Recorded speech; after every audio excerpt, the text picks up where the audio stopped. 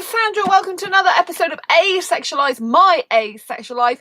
This is the place to be for education about asexuality, all things asexual, and I share my own asexual life journey in order to help you in yours. If you haven't already subscribed, please hit that great big subscribe button down below, right here, right now. Please hit that bell icon to get notified of every time I go live, like now, I'll post a new video. And don't forget to give this video a thumbs up as we go along if you're enjoying the content. Hello, Michael. Lovely to see you. Really lovely to see you. And for anyone who doesn't know who I am Sandra Bellamy, author of his beautiful book, Asexual Perspectives, 47 Asexual Stories, Love, Life and Sex, a celebration of asexual diversity. Hi, Andy. Lovely to see you. And this is real asexuals across the globe, not just made up for the book. It's their real life stories. And also the founder of asexualise.com and the founder of Asexualise Academy. Well, tonight I've got a really special episode. It's why it's so important for asexuals to live with passion and purpose. So today I am in a completely different mindset to what I was yesterday. If you watched yesterday's video, you'll find I was very stressed and anxious about things going on in my personal life. And I went to sleep and I was dreaming this stuff about me being in hospital and stuff. And it was quite freaky.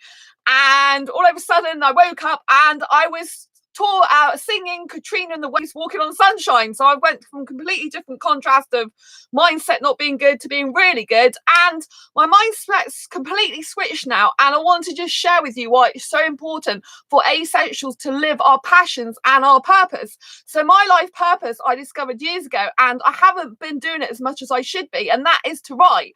So asexuality is a huge part of my life purpose, right? It is indeed, but writing has always been first and foremost my hugest passion in the whole entire world, planet and universe. When I write, I come alive, and I haven't been writing very much lately. So for the last month or more, I haven't really, like last month I barely wrote any blog posts, and so I didn't really do much. I haven't written any books for ages, and then this week I just all of a sudden decided to start writing again, because writing's always been a hobby, not just a profession for me. It's always been something that's really deep within my soul, and when I don't write, my soul is kind of like a bit disconnected from myself.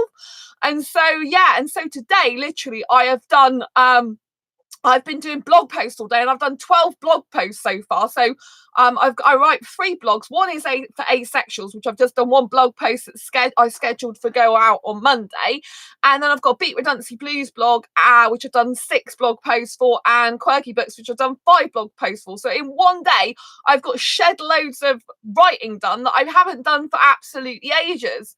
And I've also started writing some other stuff this week, and you know the difference it makes. And also I described to you yesterday techniques for helping with anxiety and stress, and some of those really worked in the subconscious mind after a while, like all the positive affirmations. Hi Heather, lovely to see you. Don't forget to give this thumbs up, a video with thumbs up as we go along. I forgot to say that, I think, at the beginning of this video. So basically it's really essential for asexuals to live with passion and purpose, because we need to be strong against the outside world. When I'm in the outside world, I'm talking about the highly sexually driven world, right? The huge sexual society we live in. And if we're not living with passion and with our own purpose in our life, their words, the sexuals or whoever's not liking asexuality or not agreeing with it or being indifferent in a bad way, like not being nice to us, we can't be strong with them, okay? Because when you're living your passion and your purpose, it doesn't matter what anyone says to you, because you're on your own passion, you're on your own mission in life, you're going on your own purpose in life, and no one can touch you. Like since I'm doing writing again, I'm like super stronger than I was before, because I'm writing again. I'm getting into all this blogging again. My mindset is much better. I'm thinking what will be. I'm living my life, I want to live my life and my purpose, and writing is my life purpose. Followed closely by asexuality. Obviously they do go very close together, but when you haven't been writing and you've been letting that slip and you haven't been connecting with your soul, it can make you feel weaker, because you're not doing what you're meant to be doing in life. And so your life purpose, you work out like what would you do as a hobby or interest all the time, consistently, persistently, if you didn't get paid for it, right? Like asexuality is my huge other passion, because whether I get paid for asexual stuff or not, like if I would still do asexual stuff, I would still be talking about it. I would still be doing this channel because, I mean, to be honest, I don't, you know, like I sell a few books and t-shirts, but my outgoings are far greater with my expenses for my websites and stuff. So I don't make a profit from asexuality currently. That might never change, but it doesn't matter because I do it regardless. I've been blogging on, or vlogging on this channel, I should say, since 2015, but it's part of my life purpose mission to get asexuality recognized as sexual orientation throughout the globe, so no asexual has to live in fear of ridicule ever again. And when you've got a big passion and a big mission, it makes you much more stronger as an asexual person to tackle all the difficulties that the world's going to bring to us, because we are in a more vulnerable position, if you like, because there's less of us. We're in a more position of like minority, right? So, but there can be still strength in minority, right? Because the world's most famous thought leaders, they're in the minority usually. The people that make innovative products, they're the ones that are in the minority. You know, so just because we're in the minority doesn't mean to say we're wrong, and doesn't mean to say that we can't hold our own. But when you come from a place within your heart and your being of passion and purpose, you're much likely to be able to be stronger against these outside influences, people that are not so good for you, people who you trusted, who you can't trust anymore, people who are being malicious against you, or people who are being not nice, or just, you know, to get on in life. It might not be directly connected to anyone, might just be yourself that's kind of flagging the bit in life, kind of feeling down, kind of feeling lethargic, kind of wandering around in life, not knowing what you're doing. And so it's really important that you get this passion and purpose in your life, because when you have passion and purpose, you're coming from a place of strength, inner strength, that will tide you through a lot of difficult times. And the more stronger you are inside with your passions and your purposes, the more you're fulfilling them and doing them, the more you can be stronger against anything that comes along, because life is going to put rubbish in your way, right? Not everything is going to be smooth sailing, right? It just doesn't happen like that. There's no good wishing otherwise. It's not going to happen. Yeah, there's going to be catastrophes, there's going to be problems, there's going to be issues, there's going to be things that don't go right, there's going to be rejection, there's going to be hurt, there's going to be pain. That's life, and you have to deal with it. And it can be hard to deal with it. You saw me yesterday, right? I was in a very bad state yesterday. I was very ill. But you know, like today, I've completely changed my mindset around, because I'm living my purpose, living my passion. I'm just engrossed in what I'm doing. And you know, that gives me a lot more strength and power. So I urge you that if you have been feeling more lethargic recently, if you've been, your mind's not been so good, you know, really get back to your passions. If it's artwork, because I know Heather loves art, for example, if it's artwork, if it's photography, if it's, you know, just walking, if it's hill climbing, camping, being out in the wilderness by yourself, going on a cruise, you know, or just simply sitting by yourself in a room thinking, I want some peace and quiet, and finally I can have it. You know, it's really important. But pursuing passions is when a passion is something that you're inspired by, that you have an innate sense you've just got to do no matter what.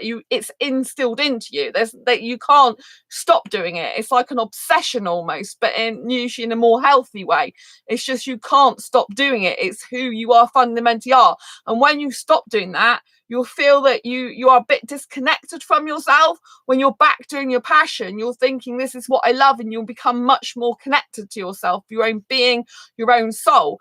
And this is essential, like I said, for tackling all the problems that come in your life, especially when asexuals are in the minority. You know, like, I'm fortunate enough that I'm very strong with my asexuality, but quite a few people are still like worried about what the world thinks, about what people think, about what parents and relatives think, about what friends think.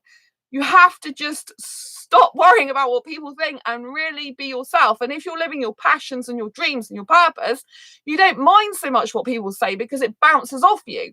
But if you are worried about what people say and think, or your life's not going so good, then you will focus more on what these people say that's not so good, or these people that aren't kind to you, or these people that have come in your life and really they're not meant to be in it, or they're definitely not meant to stay. Yeah. So you've got to just be really super strong. And literally to find your passion, because lots of people are like, I don't know what my passion is literally, what do you love to do every day, like every single day of your life? If you could do anything in the world, what would it be? You know, some people love singing, they can't stop singing. My best female friend, she's not asexual, she just loves to sing all the time. It's her hugest passion, you know, and she goes out regularly and does that socially. You know, she's not actually made a career of it yet, but she knows that I push her and her other friends push her to go and make a career out of it, because everyone should be living their passions and their purpose, no matter what it is, even if it's ridiculous, like tortoise racing. You know, tortoises are most meant to be slow. I had a tortoise, they weren't slow at all. One escaped and it's very, very quick down towards my garage, my dad's garage. Well, it was basically a place where he used to do his work, so it was a workshop really.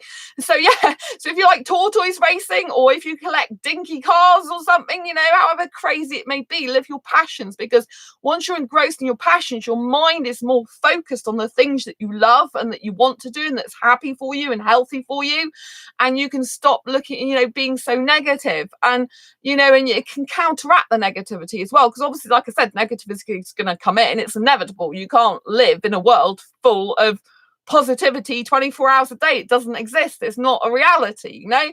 It's how you deal with the tough times, you know, like you have to tackle them head on, but you also have to give yourself a break from them as well, right? And go and do your other stuff that makes you feel good, that makes you feel excited, that makes you feel part of life, that makes you want to live, and that makes you really enthusiastic.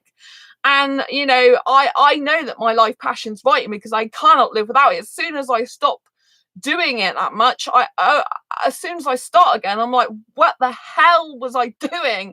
Like, one of the blog posts I wrote this today, which is going to be published, I think it's next week that I scheduled it for, is 21 reasons why I love being a writer. And it was so good for me to do that today. It's quite a long post, as you can imagine. And it's all about, you know, why writing basically I love so much. And I think it's really good that when you have got a life purpose, you do revisit why you know, why that is your life purpose. Because sometimes your life purpose can change, right? Sometimes something happens in your life and you discover a more important or more, you know, better life purpose. So like years ago, I used to want to be a radio presenter. I still, if you know, someone gave me the opportunity to be a radio presenter, I'd go for it, you know, because I do love presenting. You know, I've had years and years of hospital radio presenting experience in my former life, and so I'm very skilled at radio presenting. You know, I think there's other people better than me. I'm not as confident as I should be, but you know, someone said, here, go and start presenting a live radio show. I think I could do it, you know. And so you know, that used to be my dream as a kid. But it wasn't until 2009 actually that writing, like I knew writing was my life purpose, when I was made redundant for the first time. And it's like, wow, I just knew it. And so before then, writing had been a passion of mine, but I hadn't been certain it was my life purpose. You know, it'd been like a huge passion, but it's more like 80%, not fully. But then when I started to write, and I started writing my first book as well later than that, and I started the blog, didn't I? Yeah, I started I started blogging in 2009. I started blogging. I thought I'd been blogging 8 years, but it must be like more than that. So it's more like 10 years, I think. But I think it was 8 years. It doesn't make sense, because that would mean 2010 I started the blog. 9 years this year, I think it is. Anyway, to cut a long story short, I did do my first article after I was made redundant, and I did realise that I was born to write, and I started doing a children's writing course, even though I don't really do children's writing at the moment. In 2008 I actually started that, which was before 2009 I discovered my passion was writing. So you know, always you can change your passion, you can change your life purpose, and also you can have more than one life purpose. So there's a lot of kind of like things in life which everyone says, hi again, technical difficulties. Oh right, okay. You look like you were still on here, Heather. So I've had 3 people more watching the whole time. So it's nice to see you again. So yeah, so I, you know, like if you've got more than one passion, it's good, and more than one life purpose is great, you know. And so I used to think that, oh my god, I've got too many life purposes, you know, I'm only supposed to have one. but actually I think I've got multiple life purposes. My main one's writing. My second closest is asexuality. You know, I've been doing more stuff to do with asexuality than I have been writing lately, which tells you how enthusiastic I am about asexuality. And asexuality is very, very close to my heart. It's a huge passion of mine. The whole topic, the whole of the the ideology, the whole of the asexual spectrum is very much interesting to me, because I am asexual, and I know that I'm asexual to help other people as well, if you know what I mean. I know I was born asexual, definitely, years ago. I just didn't realise it. Because looking back, I can see that now. Do you know what I mean? And I know that I'm born asexual to help other asexuals, because I've always been different, you know? But I've always been different in my personality, and I've always got a personality that stands out from the crowd as well, and that's not afraid to speak her mind, whereas loads of asexuals are. There's still other people that do activism work and promoting asexuality and talking about it, not just me, but I'm just talking about my personal purpose, because obviously we're talking about your own purpose and a passion in this video, yeah? So it's really important to know that if you've got more than one life purpose, it's okay. It really is okay, because I've freaked out for years over that, thinking, I can't make my mind up. Like, which do I do? This one, or do I do that one? But I honestly believe that you can have multiple purposes in life. And I think some of the interlink, like my life purpose is to be a writer, but obviously I need to use that skill more in terms of asexuality. You know, this is I've got one book out, you know, I want to write more books, but I will be writing some books that aren't just for asexuals. I will be writing for some books that are for the opposite to what we are, which are heterosexuals. I know they've probably got enough books out there, but they need a book that also incorporates talking about asexuality as well. So just because I'm asexual doesn't mean to say I can't appreciate those people who like sex, even if I don't personally want it these days, you know? And I can look at sex in a completely different way than most heterosexuals can, because they're too close to the actual issues, if you know what I mean. So, you know, and seeing as the world's predominantly made up of sexuals, then obviously, you know, if I write books, some of them will be geared towards them as well, which it kind of makes me feel a bit weird, because I'm very much asexual, very much asexuality is my huge passion. But to be honest, in order to reach a global scale with asexuality, it means more and more sexuals need to know about it. And if we just keep it within our own community and we don't speak out, like there are people speaking out on television programs now, there are people speaking out on radio, there are people speaking out in articles and magazines, but if we don't speak out more in books for sexuals, for example, and let them know about asexuality, we can't reach such a global market. We can only reach the limited market who happen to click on a YouTube video, or happen to watch a news feed, or happen to see an article where it mentions asexuality. If I produce books that are actually tailored to heterosexuals, dare I say the word, then obviously I can talk about being asexual in the book, what that means, and why it's important that heterosexuals understand asexuality, because obviously I want to try and cut down on the amount of asexuals that are hurt bisexuals, you know, the amount of asexuals that are having sex when they don't want to, or you know, it's against their will and stuff like that. And the more sexuals that know about asexuality, the better.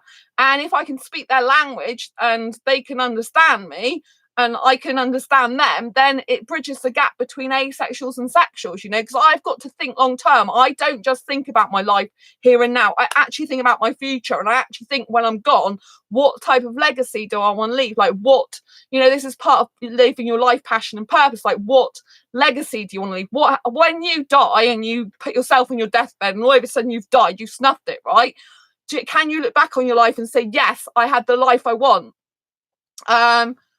So what does it say, Heather? I think sex should be taught in a way that it can be a beautiful thing, not a porn thing, that you don't have to have sex to be in a relationship as well. Yes, Heather, that's exactly what I'm going to be teaching in one of my new books. So thank you for that.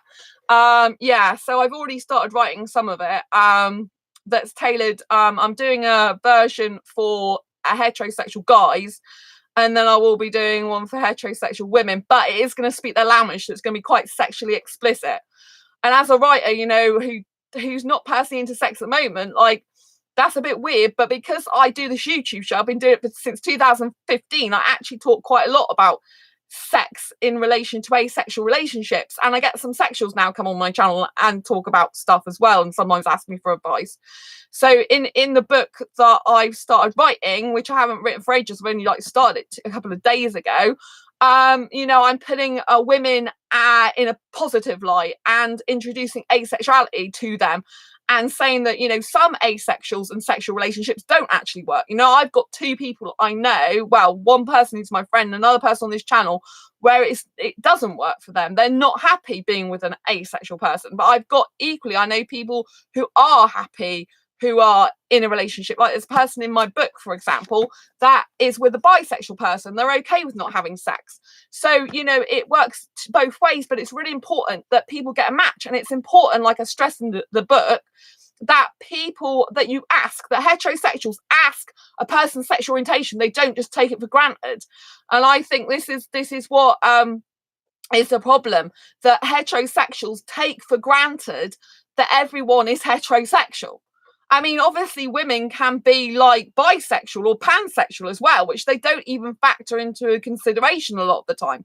So in my book, I'm introducing these concepts and ideas to them so that hopefully it will broaden their horizons and it will actually get them someone they want more. Because obviously if they love sex, they need to get someone who loves sex equally. It's no good being with an asexual person and then finding out down the line that you're not compatible. It's not fair on the asexual and it's not fair on the sexual. It's better to be open eyes. But if more sexuals would know about asexuality and wouldn't mock it and wouldn't think it's abnormal and just, you know, would be very open and receptive to the idea, then less asexuals will feel they were forced to lie or not tell people about it, which is what's causing some of the issues. You know, a lot of asexuals are like, oh, I won't mention it to this new guy I've just started talking to. Why? You should be mentioning it up front. It's fair to them and it's fair to you. There is absolutely categorically no point in getting into a relationship where you are not absolutely honest about your asexuality. It's not fair on them and it's not fair on you. Why waste your time? Why waste your life living in fear and hiding from who you truly are? It's ridiculous. You shouldn't be doing that. You need to stop that if you're doing that. I know you're living in fear and it's quite scary, but you need to stop it because it's not going to help you. You know, we're living in an adult world now where we can choose who we want to be. We can be asexual and that's fine. It doesn't matter who doesn't like it. It doesn't matter what other people think. It's your sexual orientation. There's no like negotiation on it. It is who you are, you know, categorically who you are. I can talk quite explicitly to sexuals and speak their language because I've been in a heterosexual relationship for half my life. I know the language, I know their way of speaking. By talking their own language, I can appeal to them more, and they can understand me and I can understand them, because I really, like, when I'm dead and gone from this planet, right, I need to leave behind a lasting legacy where asexuals, more sexuals, far more, know about asexuality, because someone who's asexual has told them about asexuality, because they have fundamentally got it when they've seen, you know, like thousands of people have seen the books and they've seen that I'm asexual, even though I'm talking like whatever to sexuals. Do you know what I mean? And this, you know, I'm not, there's so many people that are trying to keep things in the community more. And yeah, that's fine and good and well, and it's great to be supportive and everything, but you need to get it recognised globally. You know, all the politicians should be knowing about asexuality.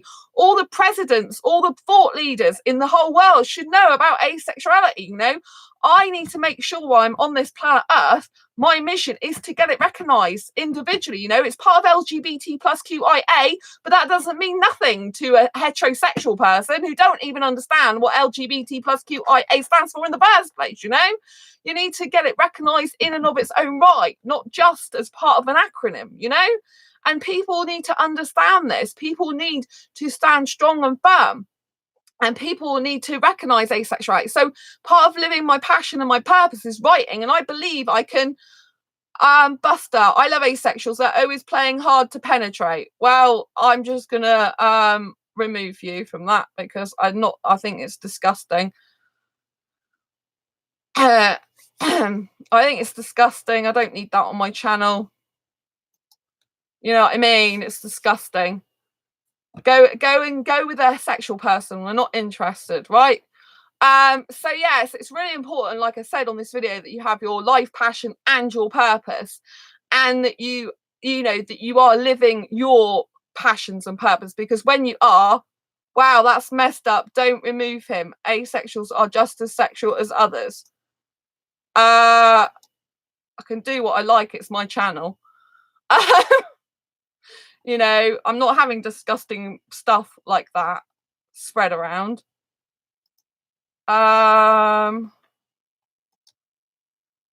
So so basically, you know, live your passion, live your purpose, and then you'll be a lot stronger to just get rid of people in your life that are actually no good and they're speaking a load of rubbish. And enjoy your life, yeah, because it's your life, you've only got one, and literally, you know, you have to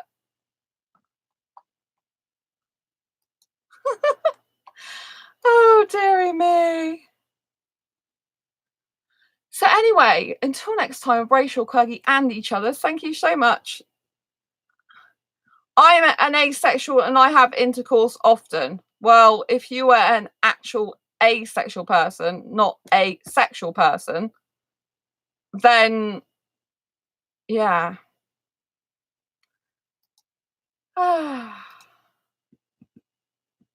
Most people think asexual means you're a sexual person. Oh, dearie me. It's not a trend at all. Asexuality is actual sexual orientation, but it's a lack of sexual attraction, which you obviously clearly don't know anything about. Anyway, that's all for tonight. Thank you so much for tuning in. I look forward to seeing you on the next video or live stream. Don't forget to subscribe if you haven't already. And oh, you're welcome. Oh, you're welcome, Andy. You're welcome, Heather. Oh, dearie me. People love, don't they, to try cause conflict. You're welcome, Heather. You're welcome, Andy. See you on the next live stream. Night. Night, Andy. Night, Heather.